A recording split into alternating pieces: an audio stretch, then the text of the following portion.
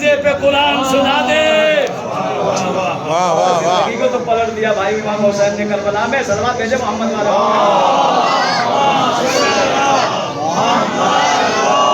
جہاں کھانا پینا زندگی کی علامت بن رہا تھا وہاں امام حسین نے یہ فلسفہ پلٹ دیا. کہا دیکھو 3 دن کا بھوکا رہوں گا, 3 دن کا پیاسا رہوں گا, گردن کٹنے کے بعد قرآن نہ سنا دوں واہ واہ. تو مجھے حسین نہ کہنا. پلٹانا زندگی کا فلسفہ.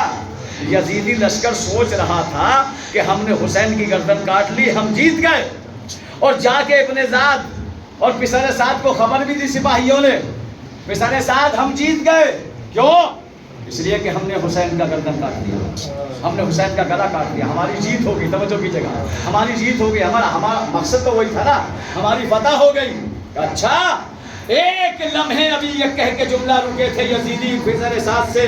ایک مرتبہ جیسے ہی حسین کا سر لو کے نیزہ پہ پہنچا اور حسین نے تلاوت قرآن کرنا شروع کی, جو یزیدی یہ پیغام لے کے آئے تھے کہ ہم حسین کا سر کاٹ کے جیت گئے, وہی اپنے سروں میں ہاتھ مار کے کہتے تھے اے پسر سعد, ہم سوچ رہے تھے ہم حسین کا گلا کاٹ کے جیت جائیں گے, لیکن ہم تو ہار گئے کیونکہ حسین گردن کٹا کے بھی تلاوت کر رہے.